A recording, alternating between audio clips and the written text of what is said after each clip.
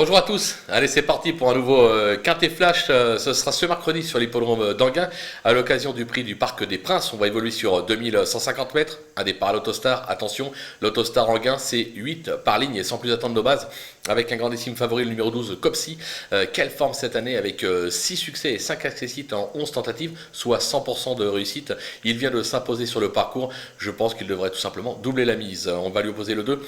Equinox JL, qui sans sa faute l'aurait probablement emporté le 9 mai dernier à ce niveau et sur ce parcours. Ce sera encore une question de sagesse, mais s'il reste au trot, il peut donner chaud à mon favori. Le numéro 11, Euroduchesne, qui vient d'aligner 2 succès à ce niveau. Il fait bien en gain. Alors certes, j'aurais préféré le voir évoluer sur 2875 mètres, mais même sur cette distance et même en seconde ligne, lui aussi doit lutter pour les toutes premières places. Les opposants avec le 13, Élite de JL, récent dauphin de Copsy à ce niveau et sur cette piste, sur sa lancée, et s'il reste sage, parce que ça reste un petit peu son talon d'Achille, lui aussi peut venir brouiller les cartes. Le numéro 10, Cesario Bello, qui traverse une belle passe, comme l'attestent ses 2 récents accessites à ce niveau. Il se plaît sur cette piste, là encore, même s'il est mal garé en seconde ligne, il ne faudra pas l'oublier au moment des choix. Le numéro 9, Dénicheur du Vif, qui s'est bien défendu sur ce parcours et à ce niveau en mai dernier, deuxième des Voilà de Muse. Il a depuis déçu par 2 fois, je retiens par rigueur, je le reprends en confiance.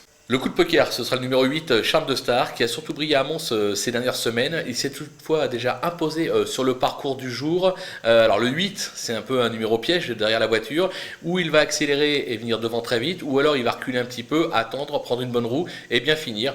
Mais moi je m'en méfie.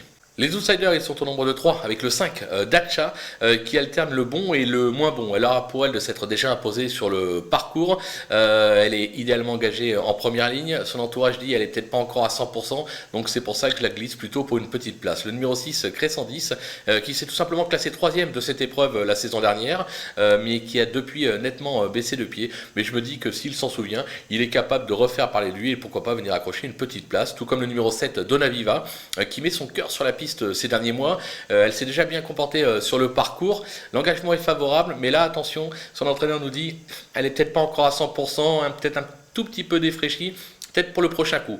Toutefois, moi, je ne l'élimine pas, je ne prends pas ce risque. Du côté des délaissés, l'As, Désir Castelet, alors c'est pas un gagneur, mais il compte quelques bons accessites à ce niveau. Il reste toutefois, pour moi, plus performant en province, raison pour laquelle je tente l'impasse sur ses chances. Le numéro 3, Conchitana Genilou, je la trouve décevante, elle reste sur pas moins de 5 échecs à ce niveau.